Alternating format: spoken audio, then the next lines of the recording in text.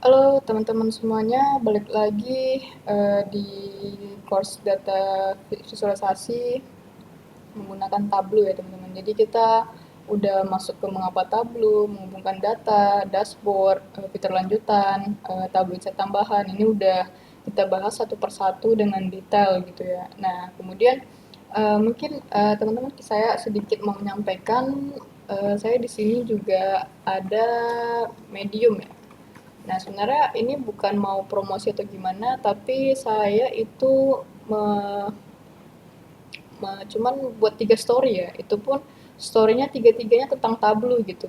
Nah, ini saya sedikit agak mungkin lebih ke obsesi ya dengan Tableau gitu, karena benar-benar aplikasinya sangat-sangat sepowerful itu gitu. Nah, itu sangat-sangat menarik kalau misalnya dipelajari lebih lanjut, kemudian juga tadi yang seperti kita sampaikan sebelumnya, ada komunitas, ada tabel publik, kayak di mana semua fitur dan aplikasi Tableau itu sangat-sangat berhubungan gitu dan berhubungan satu sama lain. Ketika kita bikin Tableau ini di desktop, nah ini kita tinggal masukin ke server Tableau publik dan save to Tableau publik.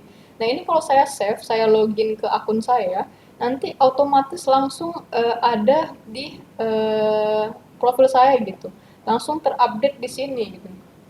Jadi se-powerful itu teman-teman. Jadi ngebuat website tanpa ngebuat codingan gitu. Nah itu sangat menarik sekali. Dan kemudian banyak lagi aplikasi-aplikasi Tableau kayak Tableau Server, Tableau mana itu berhubungan dengan Google Drive, spreadsheet dan sebagainya itu sangat-sangat menarik ya teman-teman. Nah kemudian balik lagi ke Medium. Nah ini saya pernah ada ngebuat why Tableau is game changer for data visualization and how it can evaluate your analytics gitu. Nah, in today's data-driven world, making sense of massive data set is crucial gitu. Yet for many people, data visualization remains challenging. Nah, time consuming and let's be honest, intimidating gitu kan.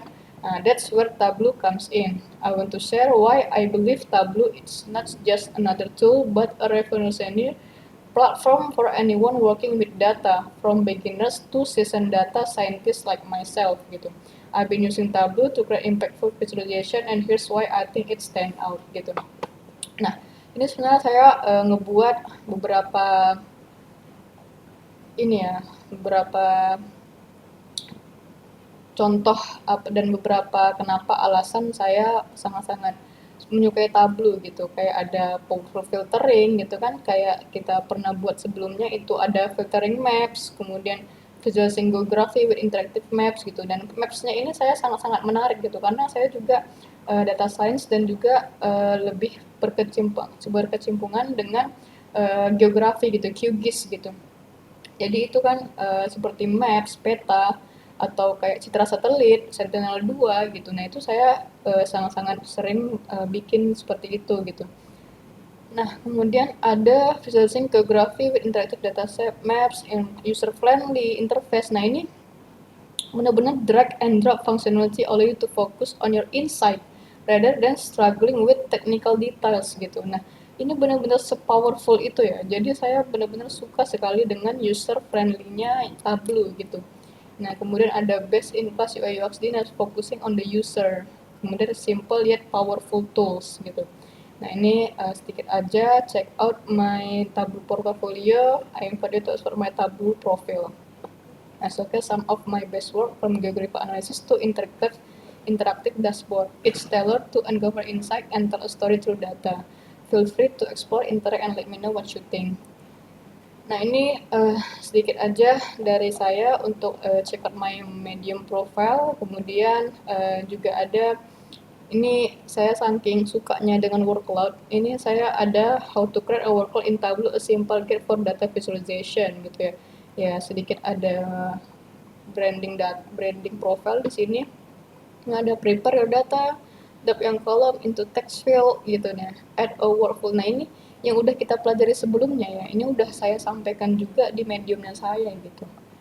Nah mungkin itu teman-teman. Kemudian sedikit ada lagi itu how to create a top 10 or bottom visualization. Jadi apa yang saya sampaikan sebelumnya, apa yang kita pelajari sebelumnya, udah saya sampaikan juga di medium saya gitu. Nah mungkin Ini PR buat saya juga sih untuk mungkin banyak nulis yang lainnya ya, biar lebih banyak lagi orang yang read gitu. Nah, ada filtering data, how to show only top or bottom entries gitu. Nah, ini harus save your data in column at top, bottom gitu ya.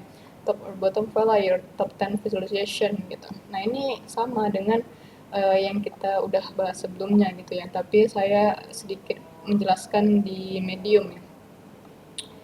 Oke, sangat menarik sih untuk baca-baca di Medium, kemudian baca-baca di yang lain untuk pelajari, untuk menaikkan skill teman-temannya. Kita udah belajar Kaggle, kita belajar Tableau, ada data Egglet juga gitu ya. Ini banyak sekali tabs yang saya buka untuk teman-teman mengingatnya gitu. Ada di Instagram juga gitu ya. Kemudian ada Medium, ada codingan-codingan di Kaggle gitu. Nah, itu banyak sekali ilmu-ilmu yang kita dapatkan dari cuman dengan judul data visualisasi gitu. Nah, mungkin teman-teman sekian dulu dari materi data visualisasi kita ini, semoga bermanfaat. Terima kasih udah sampai akhir teman-teman mendengarkan course dari saya. Semoga ya bermanfaat lah sama teman-teman dan skill teman-teman juga makin tinggi gitu, makin naik gitu, dan juga bisa untuk ke professional work gitu. Oke, teman-teman terima kasih. Sebelumnya saya tutup ya. Oke, terima kasih.